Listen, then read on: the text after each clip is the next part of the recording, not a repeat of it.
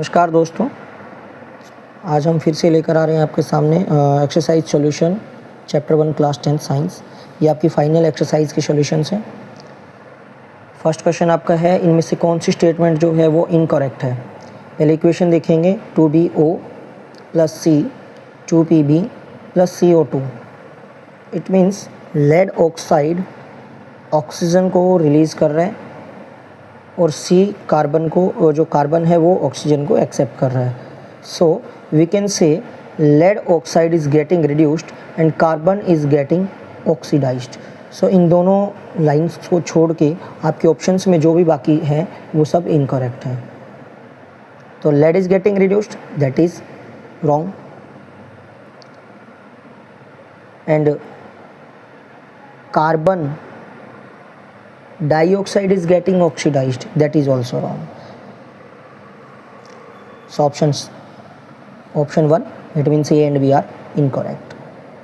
Now the next one, Fe2O3 plus 2Al, it is giving Al2O3 plus 2Fe. What is the type of reaction? Ferrous is getting displaced by aluminium because aluminium is taking the place of ferrous, aluminium oxide, and ferrous is getting displaced. So simple, it is a displacement reaction. Now we are on the question number 3. What happens when dilute hydrochloric acid is added to iron fillings? Simple phenomena. The first thing is that if any of metal react with any acid, hydrogen gas will evolve. Hydrogen gas evolve होगी वहाँ पे, ये पक्का है। And the other substance will make a salt. So metal plus a non metallic part यानी कि Cl, that will combine, so it will make iron chloride and hydrogen gas will evolve. So option A is correct. Now the next one, what is the balanced chemical equation and why should equation be balanced? A reaction which has an equal number of atom on the element of both side of reactant and product, that will be balanced reaction. और हमें balance इसको करना क्यों पड़ता है, उसका reason है law of conservation of mass, that state the mass can nether be created और नॉर बी डिस्ट्रॉयड। ना तो मास बनाया जा सकता है ना घटाया जा सकता है किसी भी केमिकल रिएक्शन में।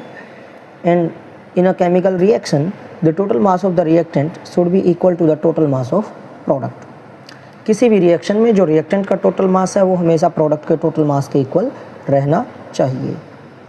So the total number of atom of each element should also be equal to the total number of element in the product.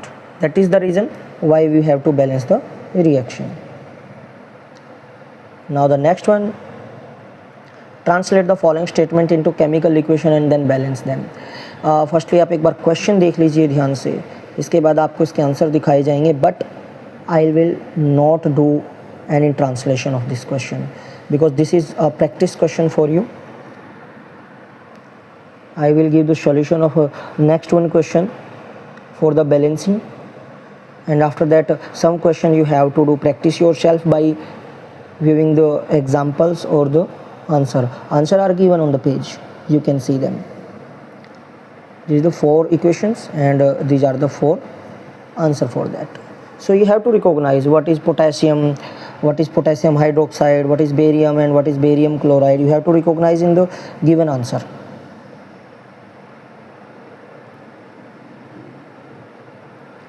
Now the question number 6, balance the following chemical equation. It is also for balancing, but it is given in the equation format and answers are also given here. So you can see HNO3CaOH2 यानी कि nitric acid plus calcium hydroxide, it is giving calcium nitrate and water. ये मैं आपको नाम बता रहा हूँ इनके। सेकंड है sodium hydroxide plus sulfuric acid, that is giving sodium sulfate plus water. Third is sodium chloride plus silver nitrate, that is giving silver chloride and sodium nitrate. Fourth one is barium chloride plus sulfuric acid, and it is giving barium sulfate plus hydrochloric acid. Now we are on the question number 7. Write the balanced chemical equation for the following reaction. Calcium hydroxide क्या बनता है? CaOH2, जहाँ hydroxide लगता है OH आएगा. Then carbon dioxide अब well known है इससे, तो CO2 होती है. देन कैल्शियम कार्बोनेट, कार्बोनेट जहाँ होता है वो CO3 होता है, तो CaCO3. Next one is water, so that is H2O. Next one zinc plus silver nitrate AgNO3, zinc nitrate plus silver, aluminium plus copper chloride, and it is giving aluminium chloride plus copper. The next one is barium chloride plus potassium sulfate K2SO4, and it is giving barium sulfate BaSO4 plus potassium chloride KCl. Balanced answers are given here. You can see that these are the question and these are the answer below here. Now the question number 8. Write the balanced chemical equation for the following and identify. Potassium bromide plus barium iodide, potassium iodide plus barium bromide. It is the double displacement type of reaction. Zinc carbonate plus zinc oxide. Zinc carbonate is giving zinc oxide and carbon dioxide. Zinc carbonate is getting broken, so it is decomposition reaction. Then hydrogen plus chlorine, it is giving hydrogen chloride. Magnesium plus hydrochloric acid, it is giving magnesium chloride plus hydrogen, so it is a double displacement reaction. C portion is the for combination, because there are two different substances are combining to form a single substance.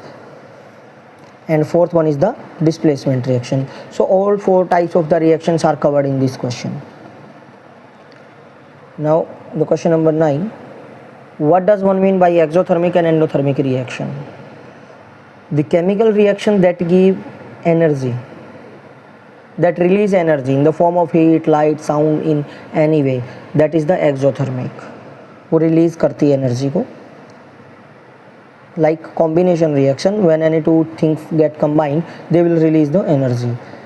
And some of reaction that absorb energy or require energy in order to proceed, जब उनको reaction को complete करने के लिए energy की need पड़ती है, that is the endothermic reaction. Like photosynthesis, 6CO2 6H2O, and sunlight उनको नीड पड़ती है in the form of heat, that is energy. So तभी वो ग्लूकोज और ऑक्सीजन बना पाते हैं, तो that is endothermic reaction. Question number 10. Why is respiration considered as an exothermic reaction? Why is respiration considered as exothermic? Respiration, when we inhale the oxygen, it breaks the food particle. Energy is required in supporting life. Energy in our body is obtained from the food that we eat. So during digestion, large molecule of food are broken down into simpler substance like glucose, and glucose combined with oxygen in the cell provide energy. So energy की requirement हमें होती है किसी भी काम करने के लिए. डाइजेशन जब हम करते हैं तो सिंपलर सब्सटेंस ब्रेक होता है, तब ग्लूकोज बनती है. So this type of the combustion reaction is called as respiration. So combustion हुई, it means the energy is releasing here, that is exothermic process. जब एनर्जी रिलीज होती है तो वो होती है exothermic. Now the next one. Why are decomposition reactions called the opposite of combination reaction? Decomposition को आप combination का उल्टा क्यों मान सकते हैं? Decomposition reactions are those in which a compound break down to form two or more substance. Decomposition क्या है? जब कोई भी compound दो या दो से ज़्यादा substances में break होता है और source of energy उनको need पड़ती है. और combination reaction क्या है? The exact opposite of combination, because two or more substance combine to give a new substance with release of energy. ये एनर्जी रिलीज़ करता है, दो और दो से ज़्यादा सब्सटेंसेस में कंबाइन करते हैं. यहाँ पर आप एग्जांपल देखें, AB प्लस एनर्जी AB बनेगी और यहाँ पर A प्लस बी करने से A भी बनेगी और एनर्जी को रिलीज करेगी।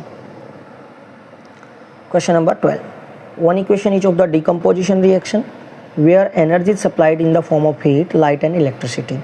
जो हीट से होती है उसको हम थर्मल डिकम्पोजिशन बोलते हैं, जो लाइट से होती है उसको फोटोलिटिक बोलते हैं, और इलेक्ट्रिसिटी से होते हैं तो इलेक्ट्रोलिटिक बोलते हैं। तो सबसे पहले थर्मल डिकम्पोजिशन का एग्जांपल हम लेके आ रहे हैं, दैट इज़ फेरस सल्फेट। ये हीट करने पर ferrous oxide plus sulphur dioxide plus sulphur trioxide बना रहा है। लाइट से हम उसको ब्रेक करते हैं तो सिल्वर क्लोराइड है, वो ब्रेक होकर के सिल्वर प्लस क्लोरीन बना रहा है। और थर्ड हम बात करें इलेक्ट्रिसिटी से तो एल्यूमिनियम ऑक्साइड है, वो एल्यूमिनियम और ऑक्सीजन प्रोड्यूस कर रहा है। What is the difference between displacement and double displacement reaction? The displacement reaction, a more reactive element replaces a less reactive element from a compound। Simple सी बात है कि high reactive element less reactive element को उसकी जगह से हटा देता है। डबल डिस्प्लेसमेंट की हम बात करें तो ये इंटरचेंजिंग ऑफ आयन होती है। सोडियम सल्फेट है, बेरियम क्लोराइड है यहाँ पर, तो बेरियम क्लोरीन की जगह इसके सोडियम की जगह आ जाएगा और सोडियम बेरियम की जगह आ जाएगा, बाकी दोनों अपनी जगह पर रहेंगे। Barium sulphate plus 2NaCl। यहाँ पर सिर्फ डबल डिस्प्लेसमेंट क्या होता है, ABCD है तो AD और CB बन जाता है। Now the next one, in the refining of silver the recovery of silver from silver nitrate solution involve displacement bye copper metal. Refining of silver, recovery of silver from silver nitrate solution, जब हम करते हैं silver की refining में तो copper metal से वहाँ पर डिस्प्लेसमेंट की जाती है। वो रिएक्शन लिखे कैसे होती है। AgNO3 है सिल्वर नाइट्रेट, इसमें हमने कॉपर को ऐड ऑन किया, कॉपर नाइट्रेट के साथ मिलेगा, CuNO3 ट्वाइस बनेगा और 2Ag बाहर। What do you mean by the precipitation reaction? Precipitate क्या होते हैं, एक insoluble particle. A reaction in which N insoluble solid is formed, that is the precipitation reaction. Like sodium carbonate, अगर calcium chloride से हम react करवाएं तो calcium का कार्बोनेट प्लस सोडियम का क्लोराइड बनता है, और कैल्शियम कार्बोनेट जो है ये वाटर में डिज़ोल्व नहीं हो सकता, ये प्रेसिपिटेट होता है। नेक्स्ट क्वेश्चन है आपका 16th। एक्सप्लेन करना है आपको लॉस ऑफ ऑक्सीजन की टर्म में या गेन ऑफ ऑक्सीजन की टर्म में कि ऑक्सीडेशन क्या होती है और रिडक्शन क्या होती है। फर्स्ट बात करें हम, ऑक्सीडेशन क्या है, that is the gain of oxygen. So यहाँ पर रिएक्शन में देखिए आप CO2 प्लस H2 है, तो H जो है हाइड्रोजन जो ऑक्सीजन को गेन कर रहा है CO प्लस H2O में, तो H2 पे ऑक्सीजन ऐड हो रहा है, दैट इज़ द ऑक्सीडेशन। ठीक है, Cu प्लस O2 है, यहाँ पर Cu को ऑक्सीजन मिल रहा है तो that is also oxidation. Reduction की बात करें, लॉस ऑफ ऑक्सीजन होता है। CO2 प्लस H2O के केस में अगर हम देखें तो H2O इधर बन रहा है बट यहाँ पर CO है, तो ऑक्सीजन कम हुआ है कार्बन डाइऑक्साइड से, तो that is the reduction. Same thing CuO plus H2 था, तो CuH2 जब बना तो यहाँ से जब ऑक्सीजन रिलीज हुआ तो ये भी रिडक्शन है। Question number 17, a shiny brown coloured element X on heating in air become black in colour.